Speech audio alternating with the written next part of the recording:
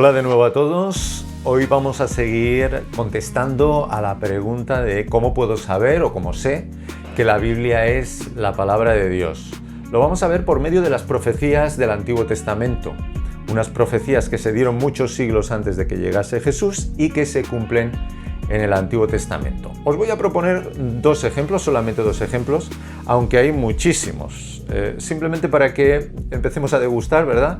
Y que se despierte quizás tu curiosidad y puedas seguir investigando por ti mismo. En todo caso, dos ejemplos. El primero de ellos, y es que el Antiguo Testamento nos dice que Jesús tenía que nacer en Belén. Eso lo dice el profeta Miqueas sobre el siglo VII, VIII antes de Cristo. Estamos hablando de 600, 700 años antes de Cristo aproximadamente. Y fijaos lo que dice el profeta Miqueas con respecto a esto. Pero tú, Belén Efrata, pequeña entre los clanes de Judá, de ti saldrá el que gobernará Israel. Sus orígenes son de un pasado distante, desde los tiempos antiguos. Esto lo dice Miqueas en el capítulo 5 y el versículo 2.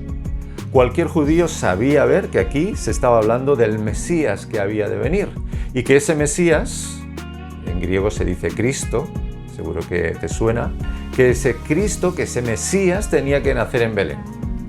Pero es curioso porque los padres de Jesús vivían en Nazaret, así que él no tenía por qué haber nacido en Belén. ¿Quién fue el que hizo o quién fue el instrumento que Dios usó para que esto fuese así?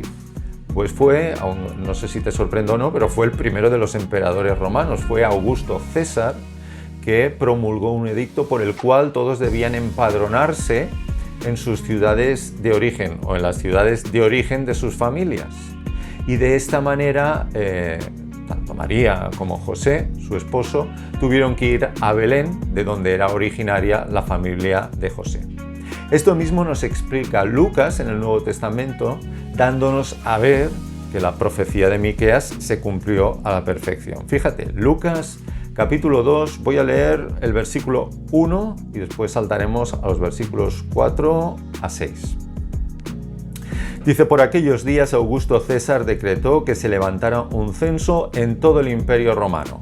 Y después en el 4, o a partir del 4, dice, también José, que era descendiente del rey David, subió de Nazaret, ciudad de Galilea, a Judea. Fue a Belén, la ciudad de David, para inscribirse junto con María, que estaba comprometida para casarse con él.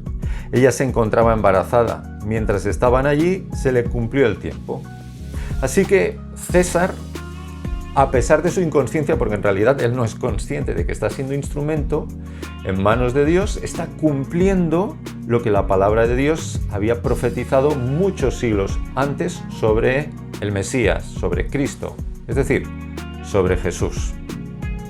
Segundo ejemplo, Jesús tenía que ser el pago por nuestra maldad.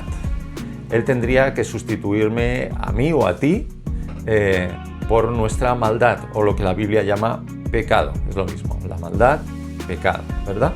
Y en el capítulo 53 de Isaías, que está dedicado íntegramente a la venida del Mesías y que nos da muchos detalles de esa venida del Mesías, nos dice, todos andábamos perdidos como ovejas, cada uno seguía su propio camino, pero el Señor Dios hizo recaer sobre él la iniquidad, es decir, la maldad, el pecado, de todos nosotros. Y en el versículo 10 de ese mismo capítulo 53 dice, pero el Señor quiso quebrantarlo y hacerlo sufrir.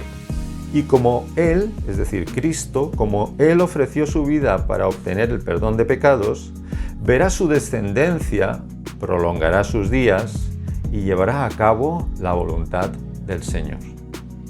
Todo esto se cumple en el Nuevo Testamento, donde podemos ver que Jesús, el Mesías, Cristo, el Señor Jesús fue a la cruz a sustituirme a mí y a ti.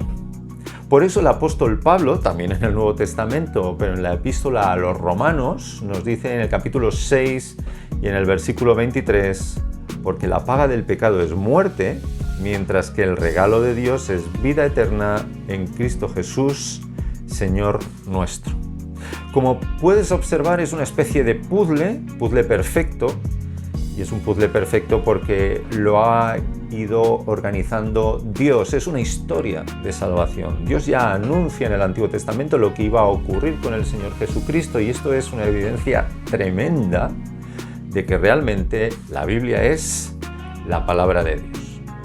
La semana que viene seguiremos contestando a esta pregunta, así que no te lo pierdas. Seguiremos hablando de evidencias que nos muestran que la Biblia es palabra de Dios.